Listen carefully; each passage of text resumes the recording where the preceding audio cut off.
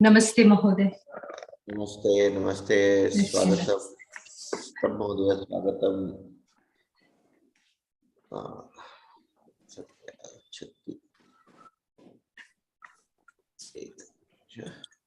Give me 1 minute. The YouTube is going live.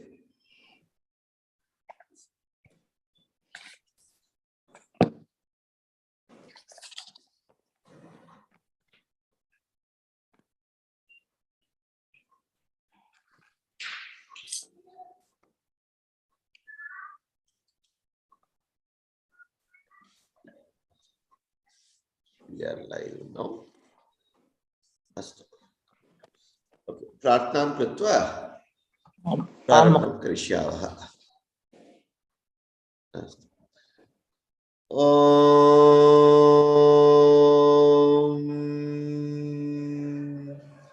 गणनात्वा गणपतिं हवामहे कविं कवीनामुपमश्रवस्तमम् ज्येष्ठराजं ब्रह्मणान् ब्रह्मणस्पतानुशृण्वन्नोतिभिः श्रीमहागणपतये नमः. ॐ प्रणो देवी सरस्वती वाजेभिर्वाजिनीवती दीनामवित्र्यवतो आनो दिवो बृहदः पर्वतादा सरस्वती यजता गन्धो यज्ञं हवन् देवी जुजुषाणा घृताची शग्मान्नो वाचमुषति शृणोतु श्रीवाग्देव्यै नमः. ॐ अखण्डमण्डलाकारं व्याप्तं देहचराचरं चक्षुरुन्मीलितं येन तस्मै श्रीगुरवे नमः. गुरुर्ब्रह्मा गुरुर्विष्णुः गुरुर्देवो महेश्वरः गुरुः साक्षात् परं ब्रह्म तस्मै श्रीगुरवे नमः. हरिः ओम्. सर्वेभ्यः सुस्वागतम्. गतसप्ताहे सनातन धर्म विचारं कर्तुं प्रारम्भं कृतवन्तः वयं सर्वे. What is Sanatana Dharma? What are we doing? Why are we doing this? What is it that we need to follow? Is it some set of rights, wrongs? What is it that we should do, etc., etc., etc. We started discussing these things. So what we will do now, we answered 2 questions, if you remember in the last class. Okay, let me share my screen first.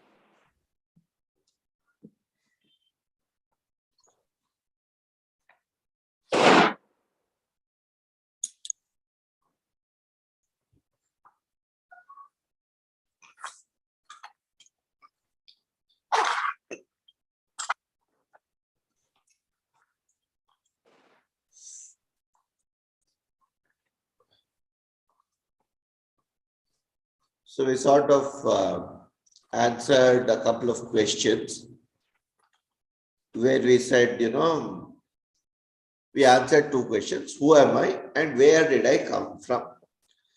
So we said, we are a part of that eternal self of the Brahman himself. We were not somebody who was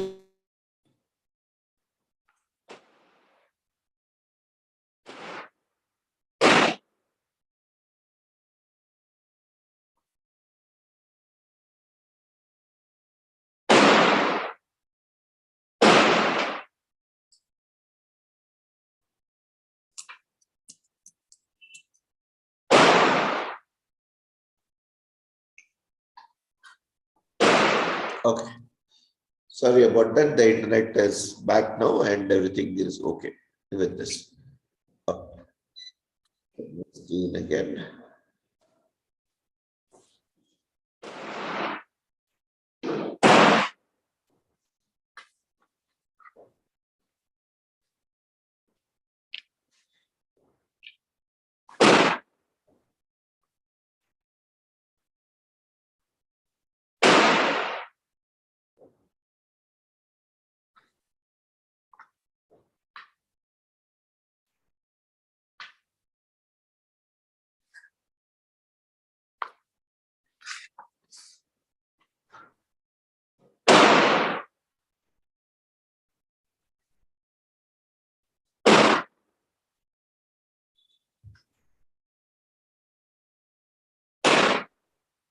What the hell is that?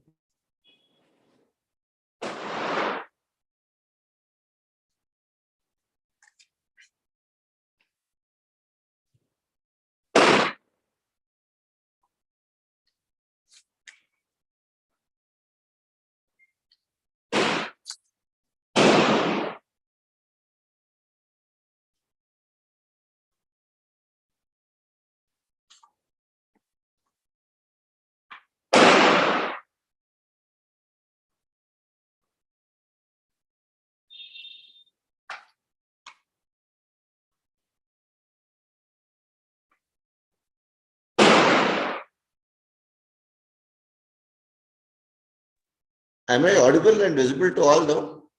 You are audible, but we can't see your video.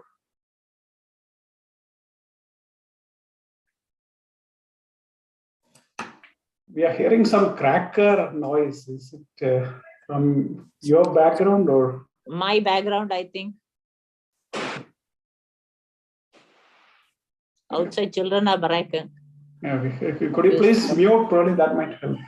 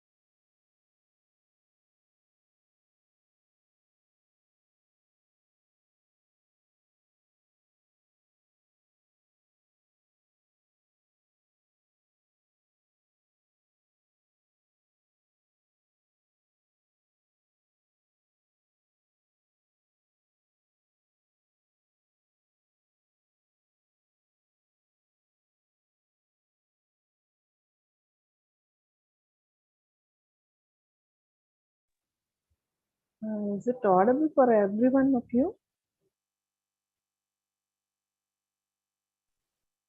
I couldn't hear anything. Okay. I'm asking. I can't. Am I audible? Just now you are. Just now I am. Sorry about that. I had a little bit of a challenge with the internet at my end. Okay. Is my screen visible to everyone? Yes. Okay. Yeah. Okay. Mohaday. Okay, we'll start this. So last week we answered two questions. Who am I? Where did I come from? Right. We started with these two questions. We said we are basically we are a part of that eternal self, how we came about, we just saw. And we said, and then the question came, why don't I recognize myself? We said that is because of, I don't identify ourselves with that, but we are identify with ourselves. Just we gave the example of how the gold becomes ornaments, and then nice, what is that? You can have a stud, a earring, or a finger, or on your finger, or on your, or a necklace. And suddenly we start identifying ourselves as necklace or earring or whatever it is. We stop that. As though this was not enough, then we say, you're not even a earring or a necklace or anything. But then we are, then it becomes who is wearing that earring, who is wearing that finger ring, who is wearing that necklace, etc. Queen of England is wearing a necklace. So that necklace is more valuable than some earring being worn by somebody else. Maybe that necklace has very little value, but still whatever. So we start identifying with various things. So even though we are that God, we give up that our own control, and we give up that in very different terms. We give up the remote control of who we are to somebody else to identify ourselves with. That's what we saw in the last class, and that's why we don't remember that we are the eternal self ourselves. Okay. So as I have a thought here, Mahadeva. vadatu Mahadeva. As we add some copper to gold, only then it becomes an ornament. When we remove... Yes, there are impurities. We'll come to those impurities in a minute. Hang on. Okay. Okay. Right. You're absolutely right. There are impurities within, there are impurities without. What I just spoke about is impurities without. Then comes impurities within, which come as part of the karma. So hang in there. We'll do it. Okay. Kshamedam, So this is Mahodaya, one I also have a that question we about said this we right are. now. That's why we don't remember. Okay. So in the process, we also said the process of creating all of us. First of all, we said we need a Shraddha, and we did all these things. Then we said, after all this, we went through till this part. I hope everything is very clear. There is no doubts or any questions around this. Right? Any questions? Mahodaya, yes, I have a question. You said from where and how, did I come? I didn't even ask, for it, for to come down. So I have that stupid question about, why, so I didn't even ask I for never it. asked for myself. Yeah, absolutely. Why am I here? I did not ask myself. I did not ask anyone to put me here, but still I came here. How do you answer that? Good. We'll answer that question today. Exactly the question on everybody's mind. Thank you so much for asking. Thank you. So Mahodaya, your point is that I did not ask myself to be put here. Somebody decided I should be here, so I am here. Correct? Yes. Who or what decides that? So that's another question. Somebody decided I should be here, so I am here. So that is your thought. Good. I like that thought. Just hold on to that thought. Mahodaya, this So now conversation we have. Let's. Yes, who is that? Sushila. Mahodaya. Yeah, this conversation, where did I come from? You have written this part is from some Upanishad, you said, no? Yes, Taittiriya. Taittiriya Upanishad. Okay, now I would like to know, in Bhagavatam it is said that Brahma was the one who did that tapas to create this world. So is this here also the same Brahma who is doing this tapas? Correct. How does it reconcile with Bhagavatam? Okay. Is that the question? No, I just wanted to relate if it's the same. Even in Bhagavatam and in this, they are talking of the same person. Yes, Or the same- absolutely, absolutely. Because Okay. as I said, Vedas were something that were created as a byproduct of this whole creation process. Correct? Yes. So Mm. Bhagavatam follows Vedas. Mm. All right. So Brahman, when I say Brahman, that is that eternal Nirva Brahma. Parabrahman. Then came what is called a Chaturmukha Brahma. That was that is what we said. Tapyata, Satapo Tapyata, That's what I am. Satapas Tapva. Yeah. Correct? Yeah. Saha Tapo Tapyata, Satapah Tapva. Yeah. So it is that Brahman who manifested and did this tapas, correct? So that is what Bhagavata will say. Bhagavata also claims the same thing, just that it puts it in a very different way so that people understand. It will come to that corpus of knowledge. All right. Clear? Okay. So we saw this also. Then he went in it. That same gold is manifesting in multiple ways, or that same component is manifesting in multiple ways. So given that it is that identification crisis, it became an identity crisis. Whether I'm a necklace, whether I'm a, a ring, or whether I am a earring, or whether I am something else made of gold. We started identifying with that sort of things as a bodily identification. And that's where the Sat became Asat, Vijnanam, Avijnanam, Niruktam, Ariruktam, Nilayam, Anlayanam, Tat, Sat, Mithya, Chakshate. We said this. As a byproduct, we said, as part of this Gnana Shakti, this is what we said, Gnana Shakti, what came about were the Vedas. Please let me know if I'm not audible to everyone. Audible, sir. Audible, Mahoday. Audible, right? Okay, clear. Okay. There, these are the four Vedas.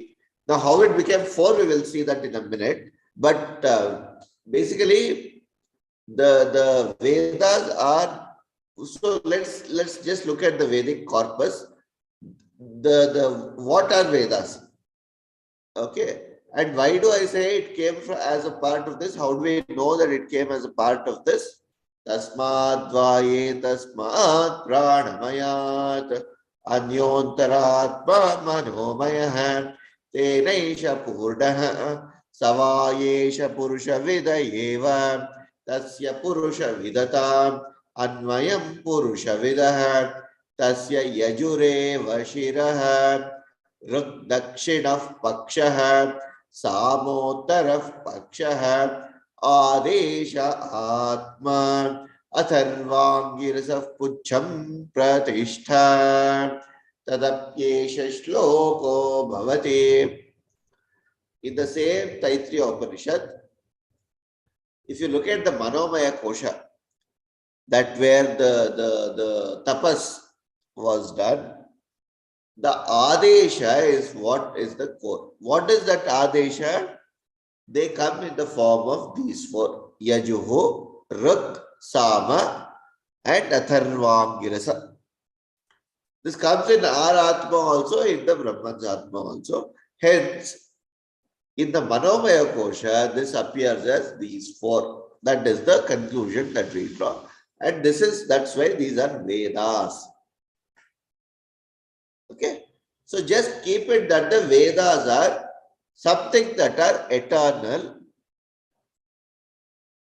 and have an origin beyond the human beings. Can we keep that for now and move ahead?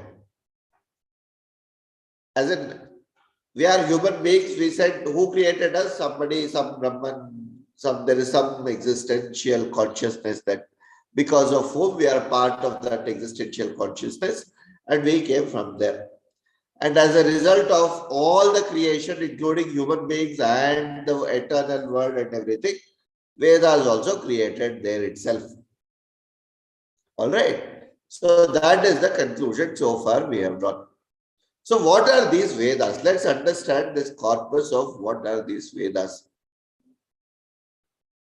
Vedas, Vedaha Esha Srishtehe Jnana Shakti, as I just showed here. Yeah. This Jnana Shakti out of this tapas is what the Vedas have come. Okay. So in some sense, if I were to buy a phone today, or if I were to buy some microwave oven, or if I were to buy a refrigerator or anything, I'll get what is called an operations manual. If I want to create that this one, I'll go to a factory of a refrigerator. They'll teach me how to create it. They'll teach me how to do it. If I do engineering and do all those things. So Vedas, in some sense, I can say, are the creation and operations manual of this Srishti, of this entire process, of this entire universal Srishti around. First thing, they are the Brahmanda Vyapta Shabda. That's why they're also called Shabda Pramana. We'll look at what Pramanas are, but that's why they are called. They are the eternal cosmic sound. It's now very well established at the heart of this. If you actually tune into the right frequencies, Omkara is sounds. If you really want more details on this, there is a very beautiful documentary created by Dr. Carl Sagan. There's a book also called The Cosmos. Do read it. I recommend that everybody reads this, by Carl Sagan. One Dr. Carl Sagan was a physicist of the 50s and 60s, who astrophysicist, in fact, who has done deep research and who has actually written a very detailed study on what the eternal sounds and how this is, and not just written, there is even a series that is very beautifully created. I don't know whether it's available on YouTube anymore or not, but do check it out. It was once upon a time, it was there as a private video or some such thing. If you don't, we can always check. At least the CDs are available. I think at least it should be available on one of the cloud networks right now. That is what these are. These are just sounds. Cosmic sounds are the Vedas in a lot of ways. Te apaurusheyaha. By no means they are created by any human beings. So the question is, what is it and how did it come to the human beings? How did we ever learn this? How did we ever get to know these? The Rishi Munis are ancient Rishi Munis who did a lot of tapas deep in their penance. When you actually get into that same state and tune into that frequency, then they become what are called mantra drishtaras. Mantra drishtaraha. They are said to have seen or heard, or these are shruti. So if I were to put it in a context, this is in some ways the eternal sounds as natural as they are in a particular frequency. When you tune yourself into that frequency, is what would be the Vedas, and hence they became available. Now the question is that, do we know everything? Isn't that everything has come forth? The fourth thing, the fifth thing that about the Vedas is that Ananta Vai Vedaha.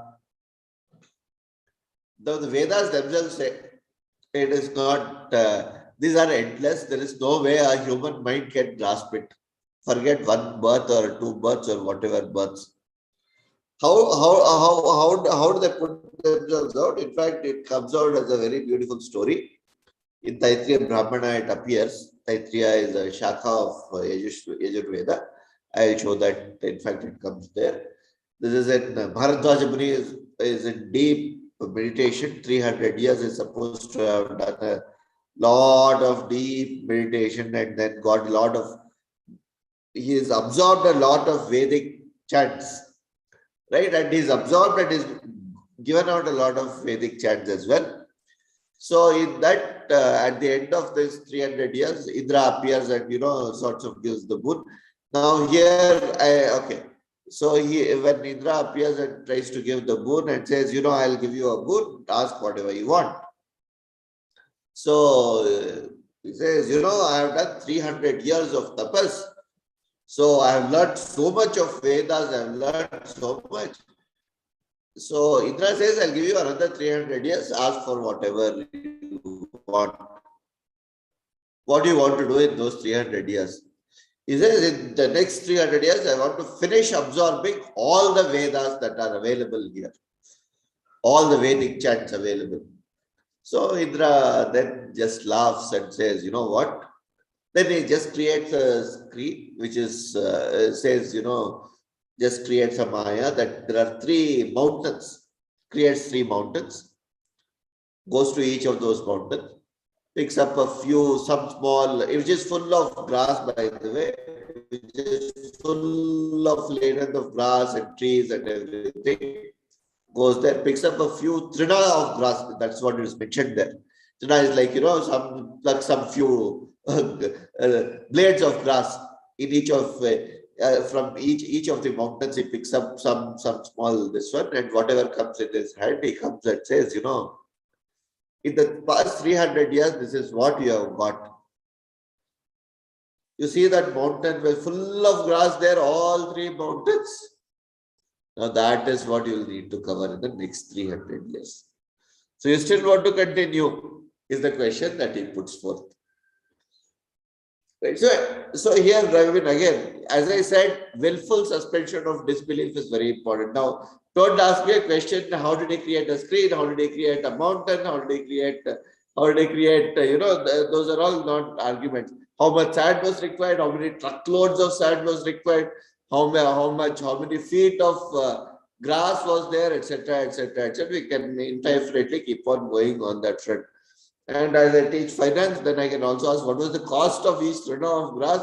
What was the cost of this? Did he do proper accounting? Was he doing all these things? No, that is not the idea behind this story at all. The idea is just to say, Vedas are infinite or indefinitely available, and there are only a certain portion that is grasped by the human beings. And we should stop our argument to that point and accept it and move on. Right? So if I start into getting into all these things, then it will take a discussion in a very, very wrong direction. So you should get the essence out of this. That is a distilled or the double distilled essence out of it is, okay, don't blindly keep chasing things that you will not get. And that is Ananta Vai Veda. Vedas are indefinite. Please accept it. They are there as the cosmic sounds available to us for some usage. What that usage is, we'll see. Okay.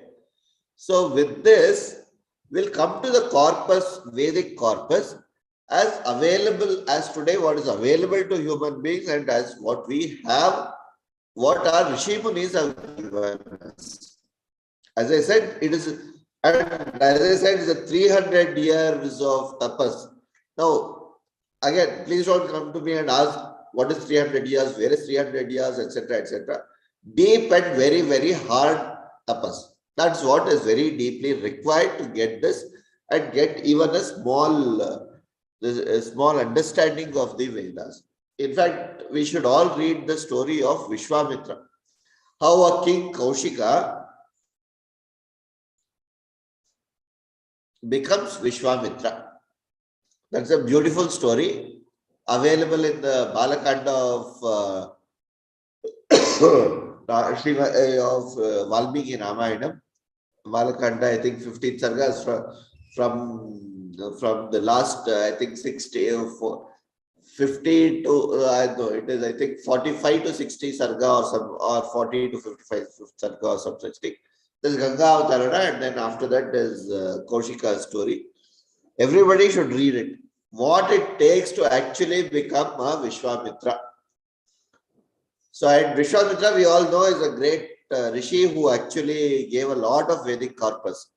The Gayatri Drishtara, who brought down who actually got us the Gayatri Mantra, the all-powerful Gayatri Mantra. And what it takes to understand or get that Gayatri Mantra is there in that story.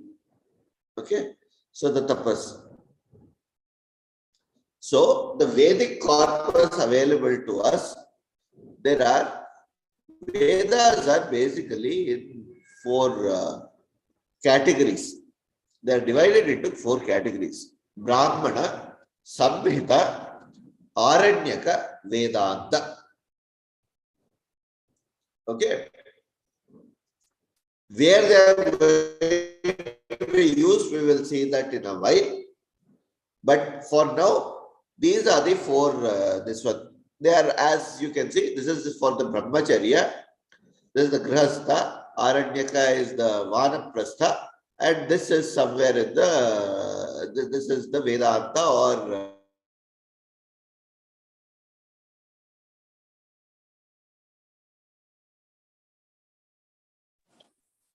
We don't hear you, sir. Sir, you are not audible, sir. You're not audible, sir. Mahoday.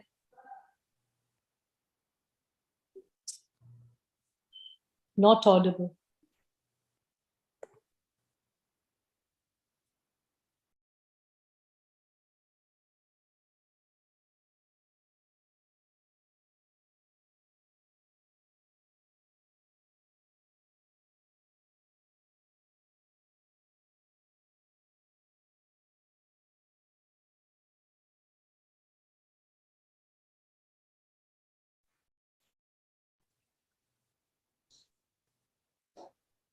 Mahoday, not audible, Mahoday.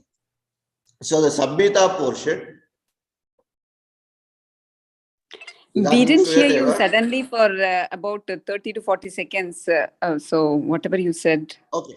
I'll just repeat.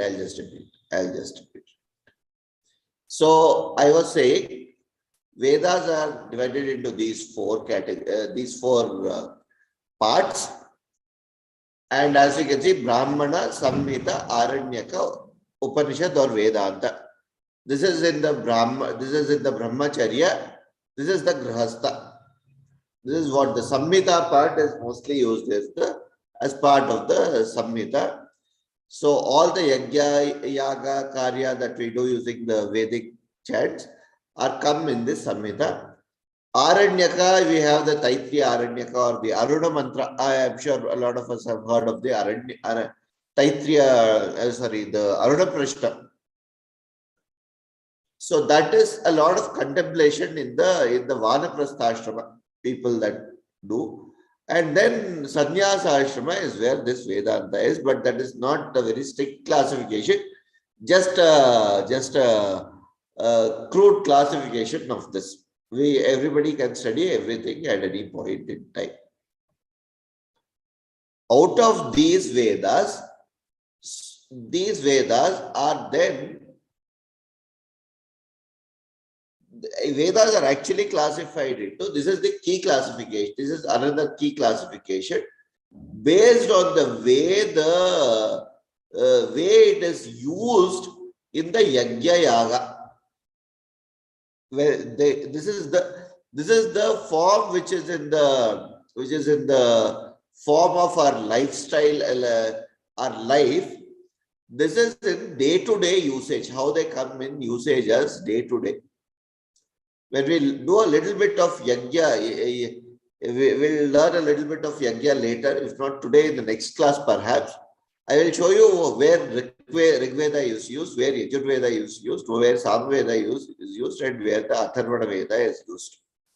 Okay, Yajna is a very huge ritualistic thing that is important. And what are yajnas? Yajnas are basically are things that we do to get whatever we want. Basically, just like so-called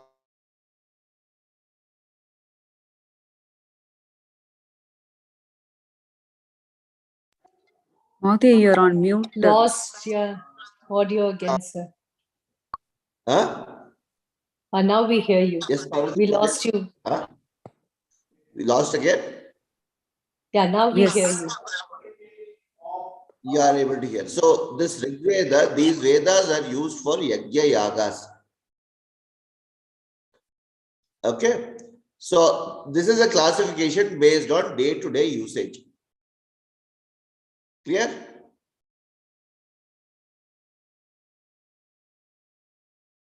Is my audibility there? Yes, Mahoday, yeah. Yeah. Okay.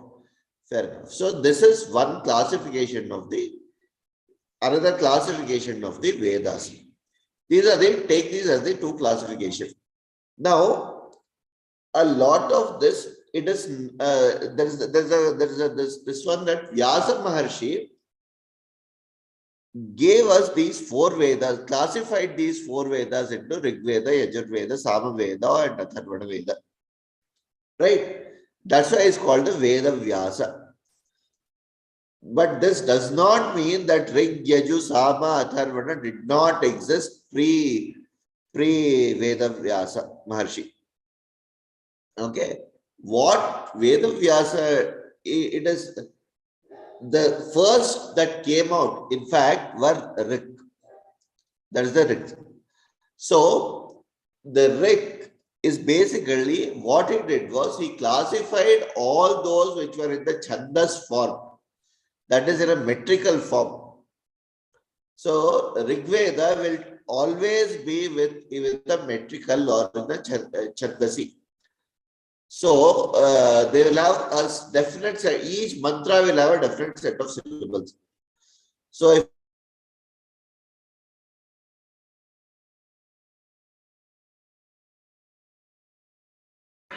We don't hear you again, Lost sir. your audio again, sir. Mahoday, we can't hear you. We don't hear you, sir.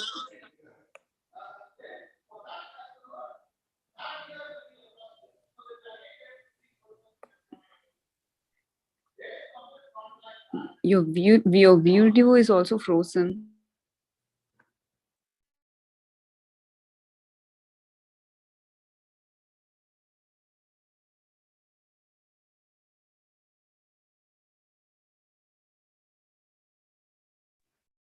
please give me 1 minute, I'll just change my internet and be back. Okay, because I think this is giving me too much trouble. Sorry about that. Okay, sir.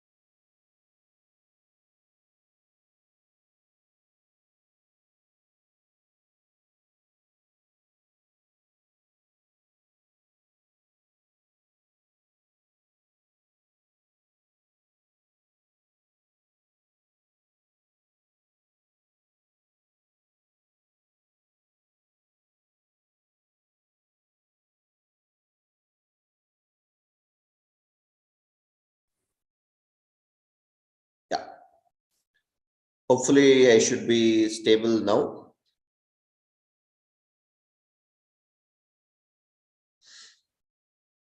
Yeah. Am I audible? Yes, Clear? Yeah. Astu. So, I was talking about this Vedas and Veda Vyasa. Vyasa Maharshi. So, Rig Veda. So, if you look at the Gayatri Mantra, Tatsartvarenyam, Bhargo Deva Srimai, Diyo Yonaf Prachodaya, you will see that there are 23 syllables in this. Tatsavitu Varenyam, Bhargo Devasya Dhimahi, Diyo Yonah Prachodayat. 7 plus 8 plus 8. Right? So this is called Guna Gayatri, 23 syllables. This is the first mantra in the Gayatri Chandas, and this is what has come down. Right? And that's why it is called the Gayatri Chandas. But if you look at any mantra in the Rig Veda, they'll all be very metrical. Agdimile purohitam yagyasya devam ratvijam hotaram ratnadhatamam Agni purohitam yagyasya devam ratvijam hotaram ratnadhatamam. 8 plus 8 plus 8. 24. That is the first mantra of Rig Veda, by the way. So I can take the entire Rig Veda. I'll show you how many mantras are there in Rig Veda. Everything will be exact syllable to syllable, and there's a swara and everything there available. Yajurveda is Gadya. Now this classification between these two, it was a crude classification until Veda Vyasa. What Veda Vyasa did was very clearly divided these and gave each of these Samhita to one of his Shishyas. He gave Rig Veda to Paila Maharshi, he gave Yajurveda to I think Bodhayana Maharshi. Jaimini was Samaveda, and it goes on. I don't recollect all the 4 names, but yeah, that is how he did it, and that's how the whole this one came about. Otherwise, everybody would learn all the 4 Vedas earlier. Then it became as 4 Vedas for this one. So that's where the Shakhas come in. Then come what are called Upavedas. Out of this Rig Veda came what is called the Ayurveda. Out of Yajurveda, we have what is called the Dhanurveda. Sri Rama is supposed to have been an exponent in Yajurveda and Dhanurveda actually, because his Swashakha was Yajurveda. Then you have the Gandharva Veda from the Samaveda, that is Gayana, Gana. Okay. From the Atharvana Veda, we have what are called Arthashastra, that is the administration, then economics, all these things come from the Atharvana Veda. All right. Then we also have what is called the Vedangas. Shiksha, Vyakarana, Chandas, Nirukta, Kalpa, Jyotisha.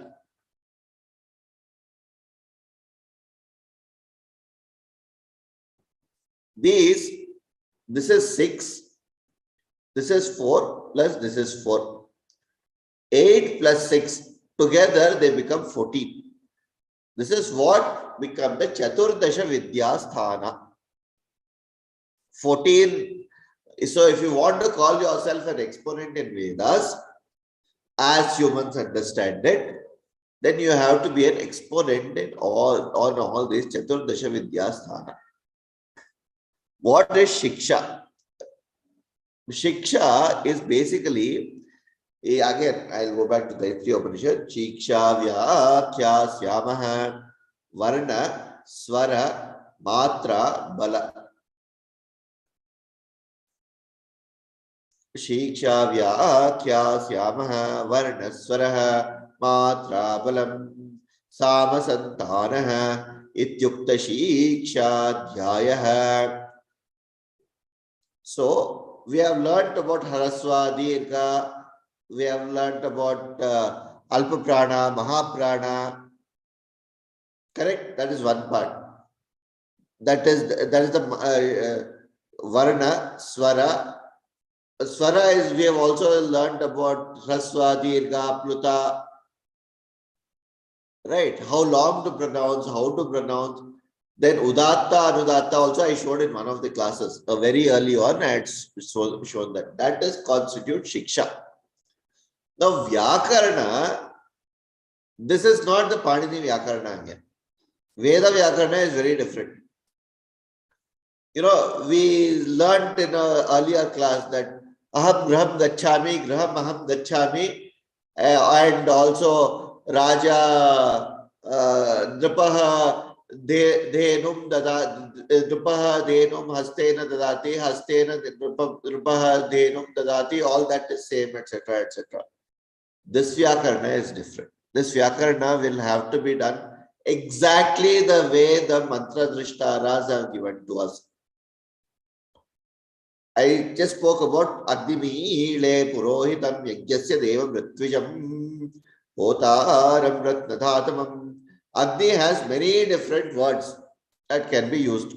There is Vanni, then there is Jataveda, then there is Vaishwanara. I can use many things. Even if I have to keep the Chandas right, I can use Vanni. But no, Vanni will not work in Agni Vile Purohitam. That Agni refers to a very specific reason. It has to be Agni only that's coming up there. Right? So it has to be perfect. There is no such thing as imperfection in Vedas. No such concepts. So that's why when I chant Ganana Antva Ganapatim Bhavamahe Kavim Kavinam Pavashravastamam Jyeshtarajam Brahmanan Brahmanaspada Anushridvan Notibisi Sadanam. Whether I chant it, whether the Purohit in the temple chants it, or whether anybody anywhere, Jai Kumarji chants it, or anybody anywhere on this planet chants it, will be heard exactly the same way. It has to be heard exactly the same way. I cannot change the syllables, I cannot change the swaras, I cannot change the udatta, anudatta, I cannot change the matra, I cannot change the udatta, anudatta. Nothing can be changed. It has to be very clearly the same. That is what Shiksha will teach. Sthana, Vyakarana, everything will come from there. Chandas is, as I said, the metrical form. How long it should be, how many syllables and what, etc. All right.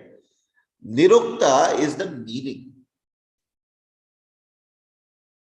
What is called a dictionary.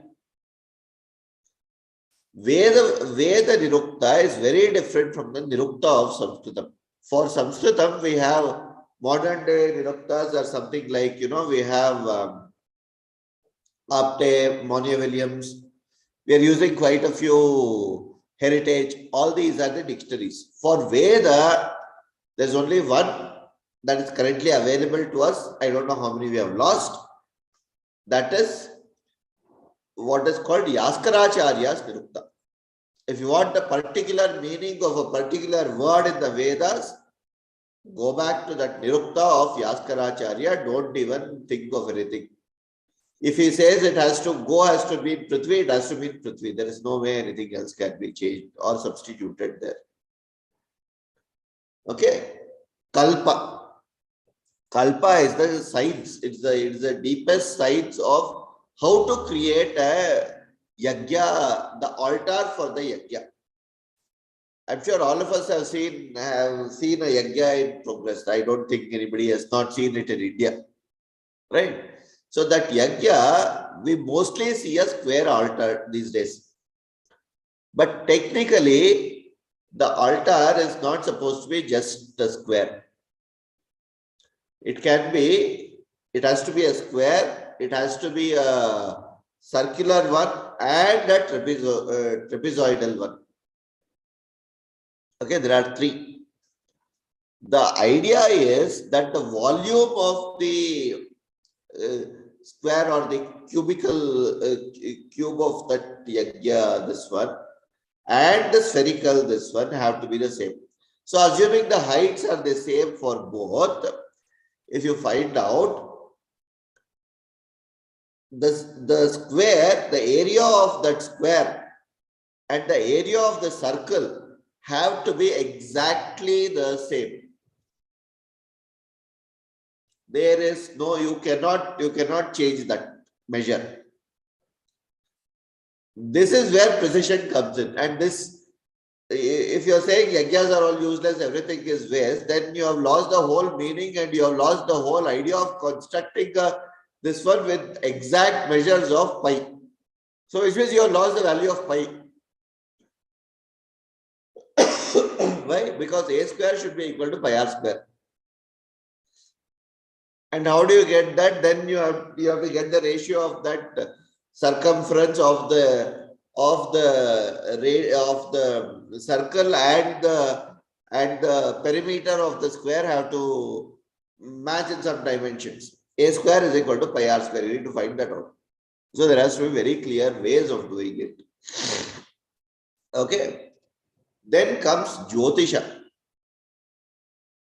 Now, Jyotisha today, as we understand, is mostly all about what is called Phala Jyotisha.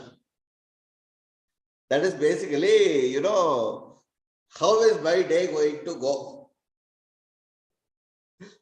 Sorry, that is not the intent of this Jyotisha. The idea of this Jyotisha is very different. The idea of this Jyotisha is, if I were to perform a yajna, if I am to perform some ritual, what is the purpose of this ritual? When should I perform it? What is the best time to perform it? What is the kind of results I am going to get out of this? What are the probable results? So the probable results is what we have said is the definitive results. For some reason, we have made it as a definitive, this one. So the key is that how do I go about, when should I do? That is the question that Jyotisha will answer. Now, obviously, if you're going to say that I'm going to go about conducting a whole expedition and I want to take out a cycle rally in the month of May in the hot weather of Rajasthan, then well, God help you. Nobody can help you there. So we need to have some level of thought that what is the kind of May, June, what is the kind of weather in Rajasthan, and we need to be very aware of what is happening. It's as simple as that. Similarly, if you have to do something that is with the light, and if it has to be done in the morning time, you need to know when the sun rises, when the sun sets. So all these things, Jyotisha is a very deep cosmic science which gives you what is the time, what is the way to construct, when do eclipses occur, at what time what is to be done. It is like saying, I'll wake up at 2 in the morning and I'll start eating because, well, that's what I want. But then my body cycle is all about is designed particularly for sleeping in the night and working through the day. But then you want to train it differently, that's your choice. That's a different story. Nobody can help there. But is it right, wrong? Jyotisha will probably guide you and say, probably what you're doing is not the best thing to do. But having done that, it actually gives you the precise positions of where what stand. Which nakshatra, which this one and everything going on there. So, how do you learn all these things and how was all these things taught once upon a time? So if you go back to the Gurukula system, how many of us have heard of this thing called post-Upanayana? There is one thing called Upakarma. How many of us? Upakarma is this one that a lot of us will at least know. Correct? Now, if you were to do what is the reason to have an upakarma to begin with? The idea of upakarma, as we have brought it down today, is to just change your sacred thread or your Janivara, this one, or in this one, Janivara Habba, or whatever they have started calling it. Frankly, it has got very little to do with, yes, you need to change, but that is not the primary thing to be done on that day. The idea is basically you study the Vedas for 6 months, starting the day of Upakarma. That is usually Shravana or Simha Masa, whenever either of the two, Shravana Nakshatra or Purnami of Simha Masa or this one of Shravana Masa, until Magha Masa, 6 months. Vedas are to be studied. From Magha Masa till Shravana, you are supposed to study Vedanga. Okay. So that is the whole idea of having that Upakarma as a day, marker day, to shift from Vedanga to Veda. So that's why you will do a Prayashchitta Yajna for not having done Vedas, and then you move to Vedangani, etc. If it was just to change your this one, then it is as good as changing any other day. So we might as well give up everything. So that is where the whole ritualistic practices are very, very important to know and understand. Right? And that is a part of Nitya Karma, by the way. So anyway, we'll talk about karmas in a little detail later. Okay, so this constitutes the Vedic corpus. All right. And this is what is the Chaturdasha Vidyasthana. Okay. Now let's look at this. I am just summarizing this in the interest of time. I have summarized all the Vedas and everything that we have as corpus. So Rig Veda is the largest, that is 10,000. So if you look at this, the columns are the Rig, Yajur, Sama, Atharvana. And these are the various attributes of it. So there are 10,552 mantras in Rig Veda as available as understood by human beings. Each mantra is attributed to a rishi. That does not mean there are 10,500 rishis. Multiple mantras are can be attributed to a single rishi, and so on and so forth. Okay. And each of them will have a devata also. Right? So these are, and all these are in metrical formats. Just now, as I said, that is basically 24. Then there is Anushtup Chandas, which is 32. Then you have Jagati, 46. Then Prakriti. Then Trishtum, which is, I think, 22 plus 44. Correct. Manju Sukta and all will be in Trishtum. So it goes on that way. This is what Rig Veda will be. Then there is Yajurveda, where there are two shakhas, Krishna Yajurveda and Shukla Yajurveda. Yajurveda itself is classified into Krishna Yajurveda and Shukla Yajurveda. So Yagyavalkya is said to be the creator of Shukla. Krishna is his guru. So it goes on. There are some stories around that. Then there is the Samaveda. Samaveda is a Gayana. Most of the mantras in Samaveda are from Rig Veda. I think only 75 unique mantras are there in Samaveda, if I'm not mistaken. Others all are mostly borrowed from Rig Veda. Again, and then we have the Atharvana Veda, which have about 6,077 mantras. Again, a lot of them are borrowed from the Rig Veda. Okay, just some of the swaras change, and the reason why, when they are chanted, how they are chanted, etc., change there.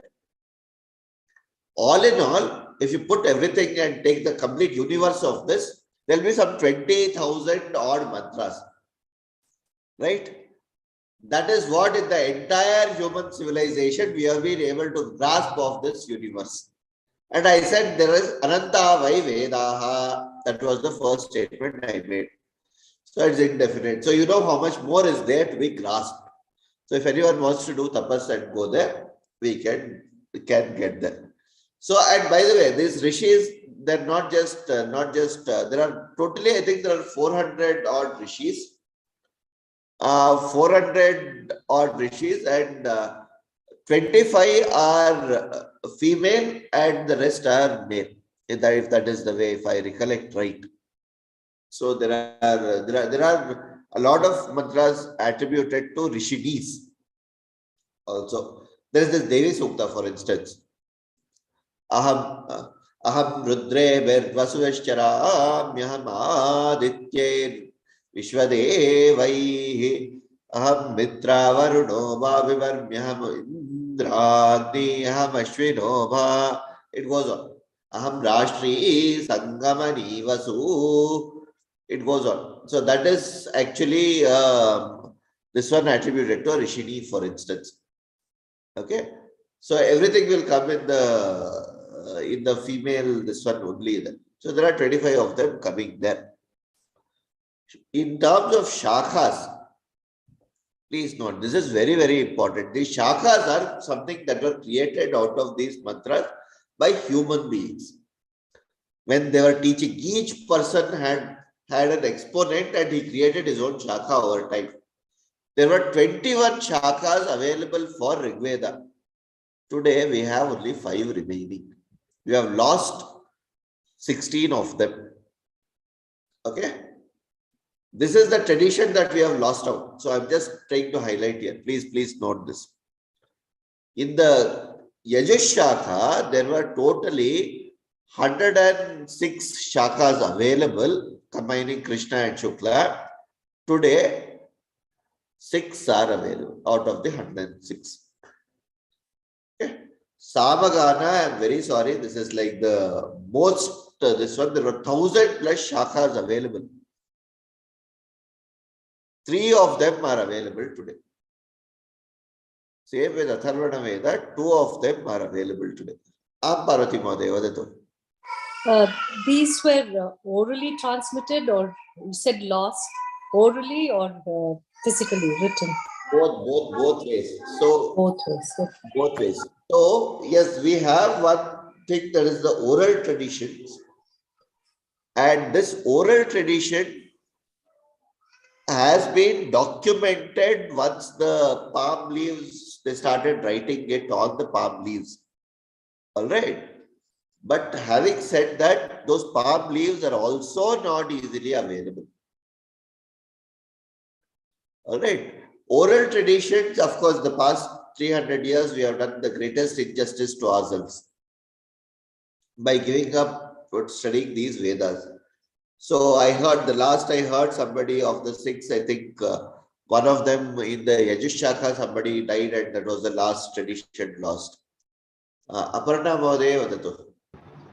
Mahanka, is it not only through listening and it is Shruti, because it is learned through ears?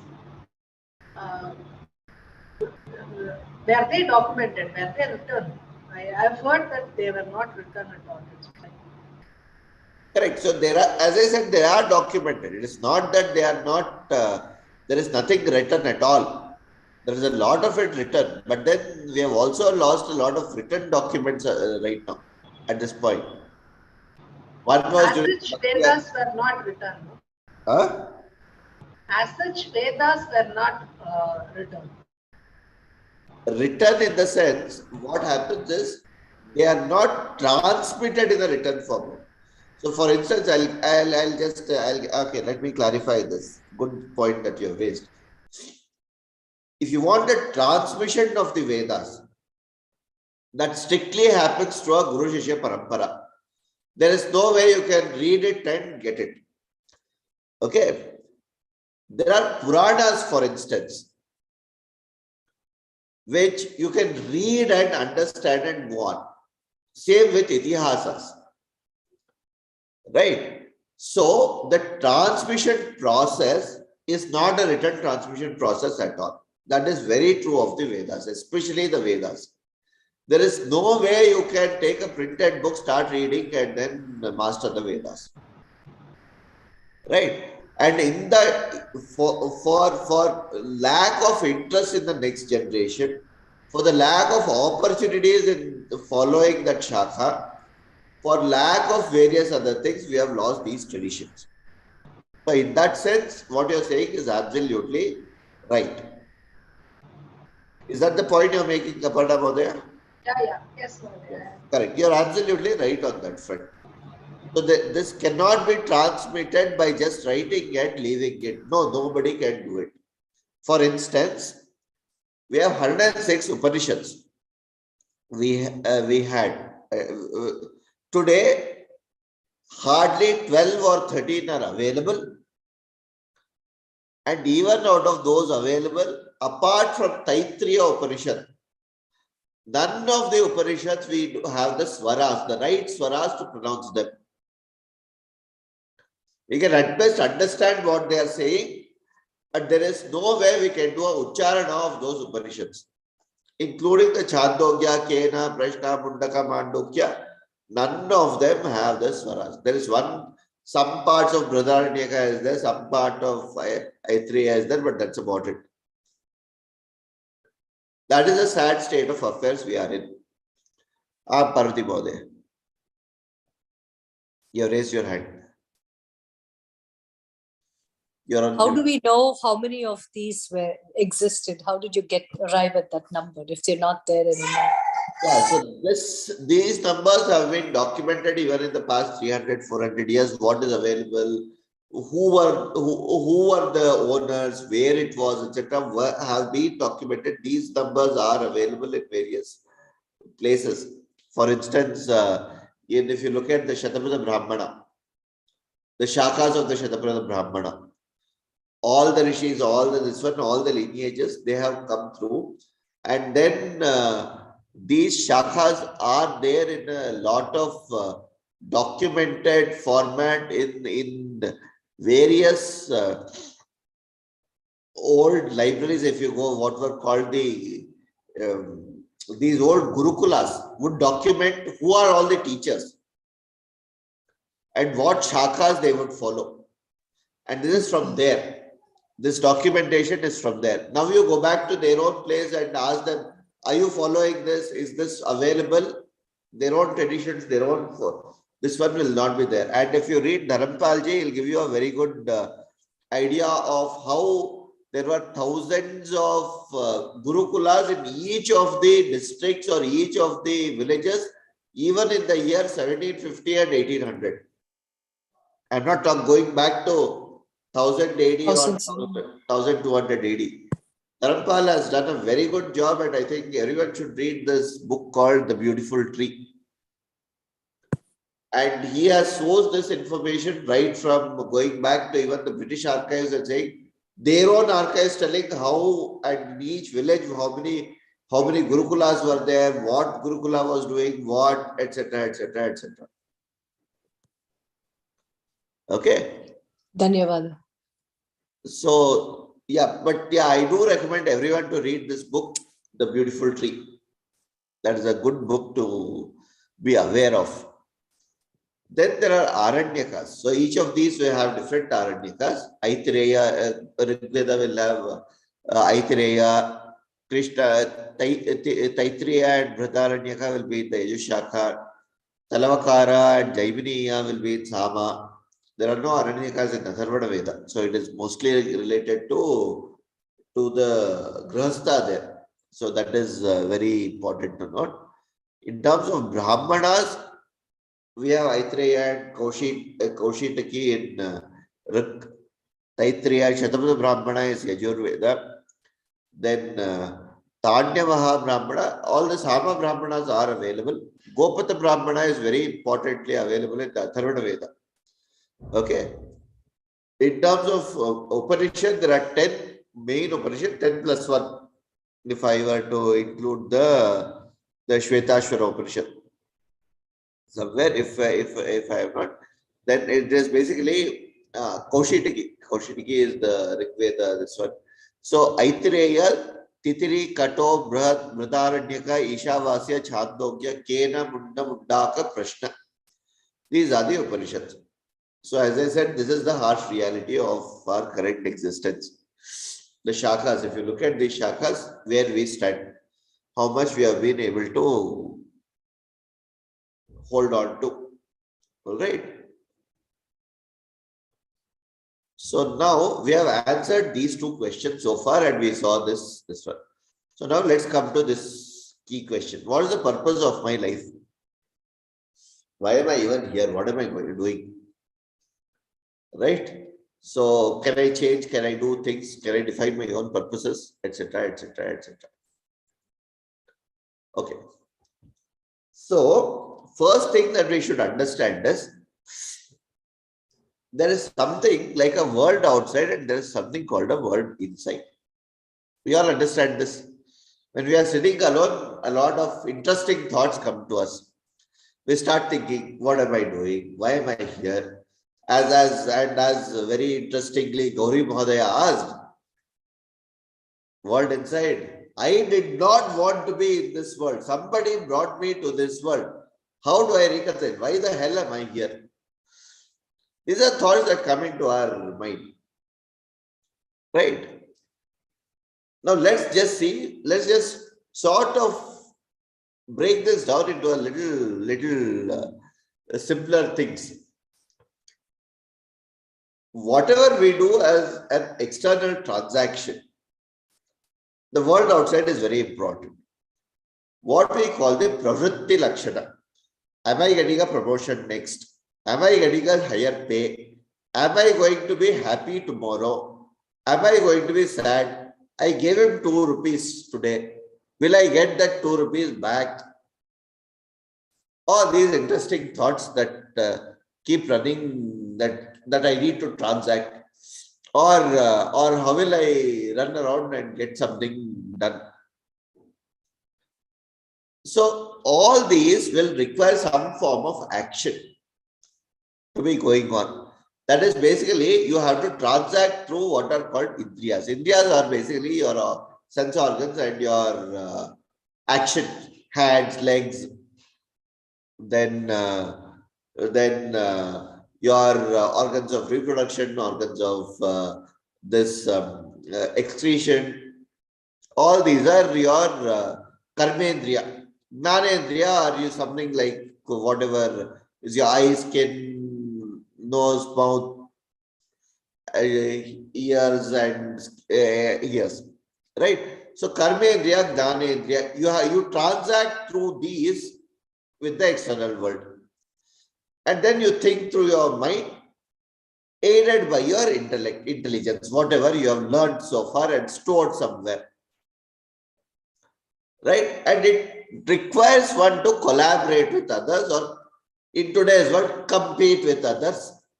I used I wanted to be very liberally used word, so I said collaborate, but in today's world, we should put it as compete. Am I doing the right thing compared to that person? Is he going further away than me? Am I faster than him? So we need worldly entities to experience this. This is basically whenever we need a upadhi, or we need a space and time constraints around these to do this. Our world inside is a little different. Right? It is more of a contemplation and reflection of what we are doing or what we have done. Here, your body, mind, intellect are have very little consequence. If you actually eliminate the mind, you can do a 2-minute exercise. In fact, try to sit and try not to get a single thought into your mind. How many of us here can confidently say that I will sit for at least 1 full minute without a single thought in my mind, a single thought. Anybody who wants to raise their hands, please do. Impossible for me. It's possible? Impossible.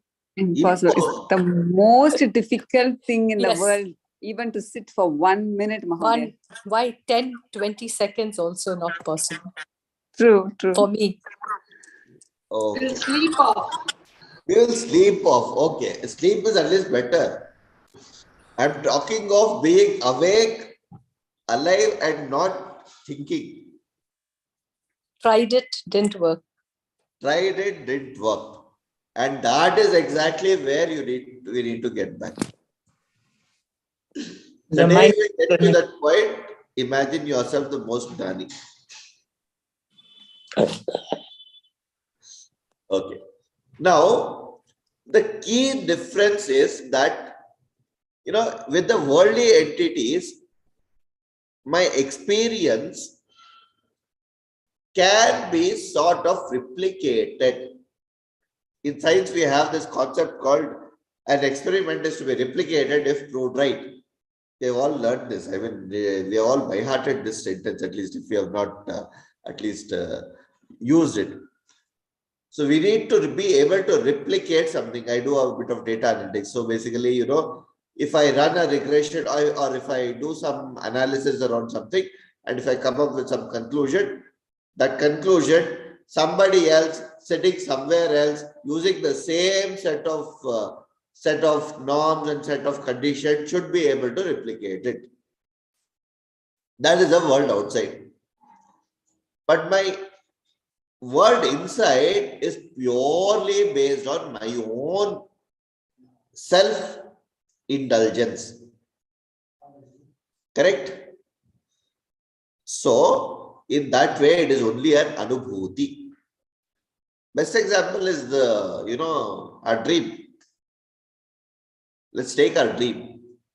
I can take a plane, I can create a whole forest.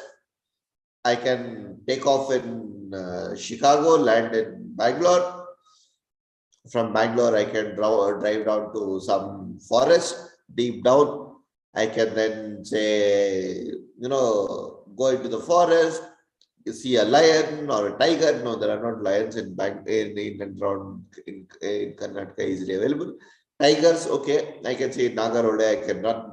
And then the tiger is chasing me, I'm running. And then, at the end of it all, suddenly somebody pushes you or nothing happens. You just wake up. And what do you feel? You see that you have sweat. Now remember, the sweat is real. Which means your experience at one level was not unreal. Who created that whole forest? Who created that aeroplane? Who created that landing? Where was the airport? Right? The whole thing was very real, no? After all, I am at best some 5 feet 9 inches or 5 feet 10 inches. And I created a whole aeroplane. There was a whole tiger. And how do I prove that it was there? My sweat is proof. There is, I am feeling something around it. Please don't forget that it was real at some point there. How long it lasted, nobody knows. What was happening, nobody knows. I'm not talking of daydreaming. I'm talking of real dream. Correct? So this is only an anubhuti which you can get. So as we go deeper inside, that is where the Shuddhikarna needs to happen. So let's just sort of see what these two are. The seer is different from the seen. In the world outside, the seer and the seen are the same.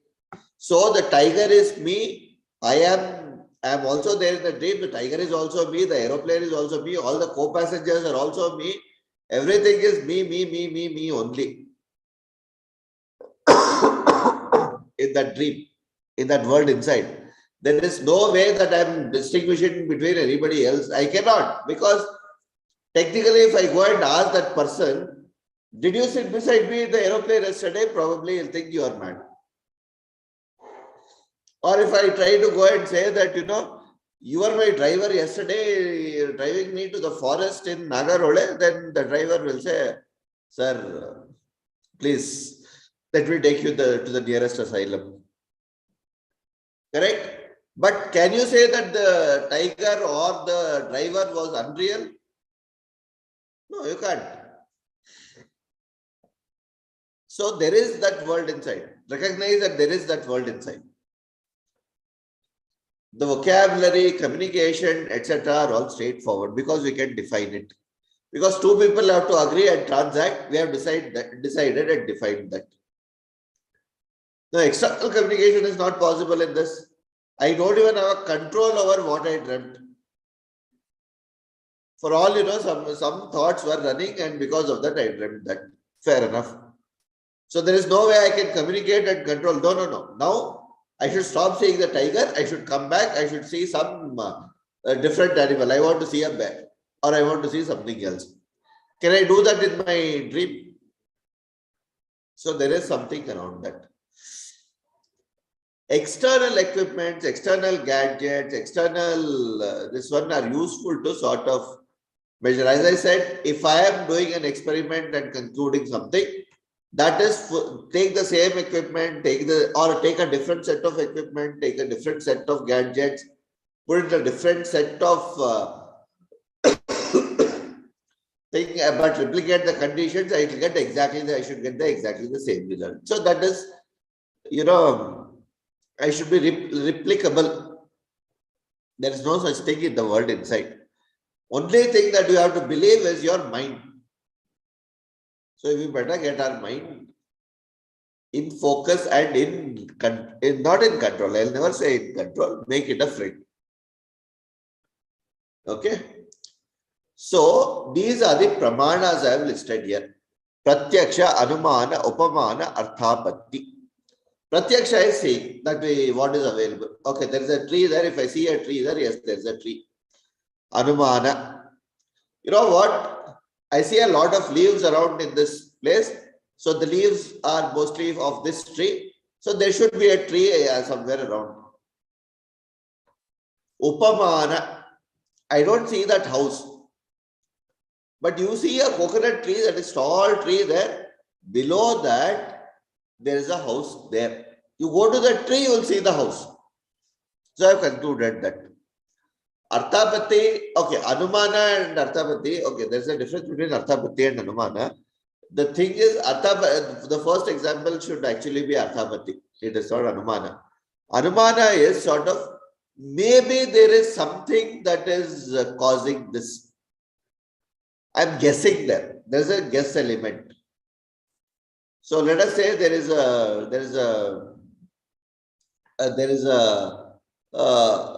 some water that is lying in front of my house. Okay, then I can have multiple options around. Did it rain? Did somebody else pour the water?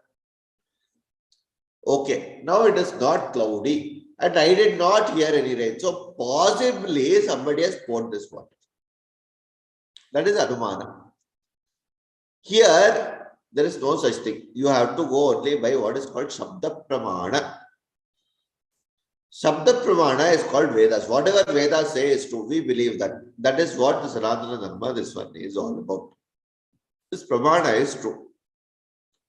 How did it come? Because it is Apaurusheya. It is not something that is told by anyone else. And I cannot do it. So I'll give another example for Shabda Pramana. Let us say you are there is some heart ailment, or let us say you have some there is some broken bone or something like that. Today you have X-ray, that is okay. But at least even without that, let's say there is a cardiac problem. I don't know how many can actually read ECG, but then you go to a doctor. The doctor says, you have a heart problem. You don't have any other choice but to listen and believe that there is a heart problem. The best example that I give is, our date of birth. You have to believe your parents to say that there is a what they are saying is true. Probably, or rather, we all know all the trouble that we have given our mothers when we were born. So our mother, the last thing on her mind at the point when she was giving birth to us was to look at the watch and record what day and what time it was. Sorry, that was not her primary idea. Her idea was to get us out first, which means that the time and the date recorded is not based on what the mother was doing, but somebody aiding, either the nurse or the doctor or somebody around. So if you say that, were you present at that time to prove that your date of birth is exactly the same? Sorry, I believe my parents. That is Shabda Pramana for me. Okay, so this sort of is the world difference. Yeah, we need to burst some misconceptions. I think we are done with time. We have 2 minutes. Am I audible or is my voice dragging? Somebody has said it's audible, right? Okay. Yeah. So I will do one thing. Okay, we have 1 more minute. Can we take 5 minutes if it's okay with everyone? I want to burst this sort of misconception. Next week we can get into the yajna part and then get on with it. Okay, thank you. 1 minute. Let me.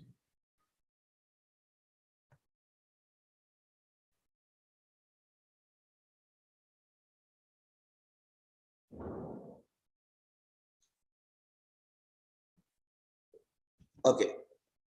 We need to burst certain misconceptions. What is that first thing? We have this modern day thought that everybody is equal. Everybody has to be equal. So everybody has to be treated equally. Sorry, we are not equal. Let's be very honest. That's the way we are. However, everybody is unique and everybody has a very unique way of doing things. Let's be very clear about it. This is the first thing that I want to bring out. Before we get further and say, what is karma, what is dharma, what is all these things, I want to get this very clear. Second thing, this is very important, and I think this is the biggest injustice that has been done in the post-Marxist world since the 1850. Marx gave a calling that a single individual, then a group of single individuals get together and form a community. Sorry, that is not true. Community is not the end all of things. We have a definition of a society. And in a society, families stay in a society. The base unit of a family, or base unit of a society is a family, not a single individual. We need to be absolutely clear about this, because when we are defining a state or a nation or anything or framing rules, all that is done today or economic policies, we are doing it based on this concept called single individual. We are not doing it based on a family. So this has a lot of consequences. Very, very strong consequences. In fact, our Sanatana Dharma very clearly puts out that family is the base unit for a grihastha. The grihastha ashrama is the most important, and the family is the key thing for a society to sustain. We are talking of so much of sustainability today. That sustainability is all about getting this right. Okay, so second misconception I want to burst here. Following Sanatana Dharma requires a lot of austerity and compromised lifestyle. You cannot be rich. Somebody told me that Hindu rate of growth and all that. So, it's a funny thing, because nowhere in the Vedas, in fact, I'm not even talking of human creations and human lives. I'm talking of the Vedas. Nowhere in the Vedas does it say, don't be rich or compromise your lifestyle for whatever reasons. In fact, it says exactly the opposite. It says become rich, have as much richness around you as you can. So I'm sure all of us have heard this Chamaka Prashna, which is chanted after Rudra. That is Agna Vishnu Sajosha Semavartantu Vangiraha Dyumnairvaje Viragatam. At least if you have not heard of this, then there is a Shanchame, Mayashchame, Priyanchame, Nukamashchame, Kamashchame, Saumanasashchame, Padranchame, Shreyashchame, Vasyashchame. Every time I say a may, it means give me something. Okay. There are 330 things that I am asking for immediately after the Trishadi, that is 300 names of Rudra. And all of that are necessarily related to our lifestyle and everything that will make our lifestyle wholesome. Okay. So there was an argument which was going on in one of the other Semitic, there were a couple of other Semitics, and I was also there, and they were sort of trying to downgrade this one, that you guys have a Hindu way of life and you don't become rich, and that's why your country is poor, and all sorts such things.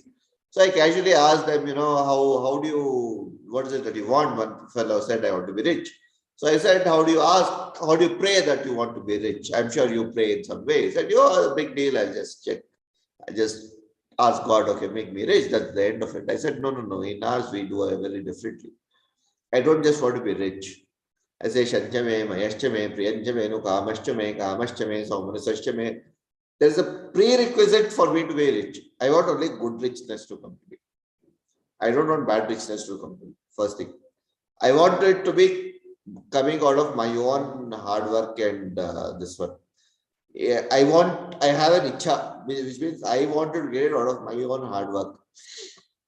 Okay. Then I want it to be all good and all right things because of which the riches are coming to me. Then I want having that riches. There are 20 things that I asked before that. And then after that, I want another 20 things. What are those? I don't want any wrong people to have an eye on me. I want anamitra. That is, there is mitra, amitra, anamitra. Anamitra are all those who are not going to disfavor or dislike me for being rich. Very important.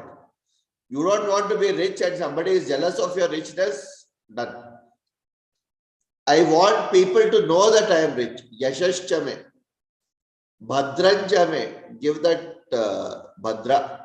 Abhayanchame. I want to be rich. At the same time, I don't want to be, fearful of anything. I don't want to be afraid that it will be gone tomorrow. None of this. Then Dirghayu. I want a long life to enjoy those riches. So please. So if you are telling me that after asking all this and I then become rich, if you are telling me I'm compromising my lifestyle, austerity and all, sorry, that's not acceptable. So let's leave it at that. After that, things went out in a very different way. So we'll leave that out. Okay. So this is one. Ano Bhadra Sukta is a very good this one. Ano Bhadra Krata Voyantu Vishwado Dabda Soparita Udvidaha. Then it goes Shatamin Visharado Anti Deva. I want to live for 100 years. Then it describes how I want to live for 100 years. Pashe Masharada Shatam Jive Masharada Shatam Moda Masharada Shatam. Moda Masharada Shatam. I want to relish those 100 years. Not live with, diabetes, BP and all these things. I want to relish those 100 years. And there's one more mantra which says, Piva Khadanja Modaschame. On the last day of my life, how do I want to be? On that last day, I want to eat well, drink well, be everything well. And then, as in the Ramayana, as the Ikshvaku Kula would do, drop my body and live without anybody even knowing. That is how I want my lifestyle to be. I have no idea where this whole austerity, compromised lifestyle, I don't want to be rich. All these ideas are coming from in this whole context. But this is what I want to put forth before we move on. So I thought I'll just close. I think with this we will close for today. Okay. Parvati Madhyodatu.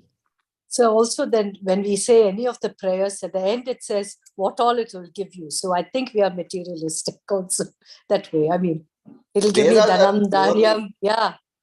So I don't know how they came with the concept that we don't want worldly. Okay, there is that story. 1 minute, I'll just take a minute to relate the rate where that Hindu rate of growth of 2% came.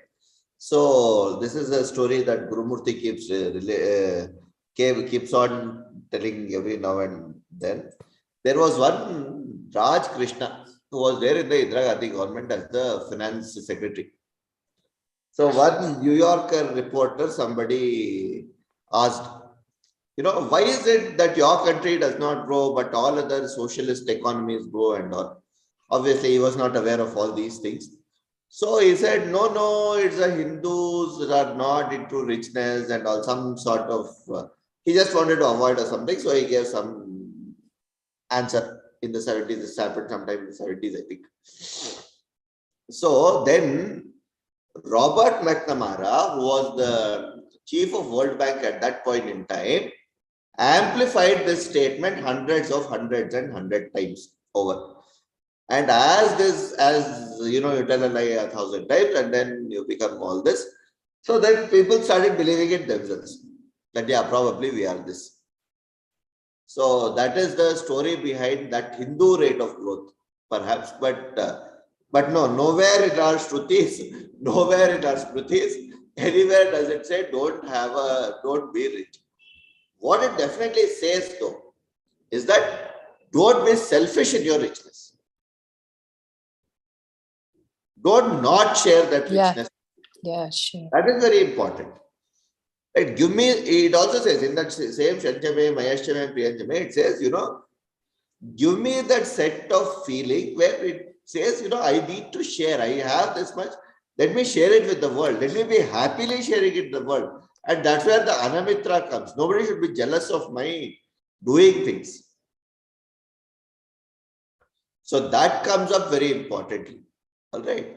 So I think with this we will stop. There is one more misconception that I want to burst, which is basically, this is very wrongly we are teaching this generation, and that we will continue in the next class. So thank you everyone for joining. I will just end with the Shanti mantra here. So we have done a lot of Vedas today. So what should be the mantra for today? Let's see. Okay. Samidhya Sevshannagne Vishwa Nirya Ilaspade Samidhya Sesanova Sunyabhara Sangachadvam Samvadadvam Samvomanam Sijanata Deva Bhagam Yatha Purve Sanjanana Upasate Om Sahana Bhavato Sahano Bhunakto Sahaviryam Karavavahai Tejasvinavadhitamastu Mavidvishavahai Om Shanti Shanti Shanti Harihi Om Shri Krishna Arpanamastu Shri Guru Charanarvindar Arpanamastu Harihi Om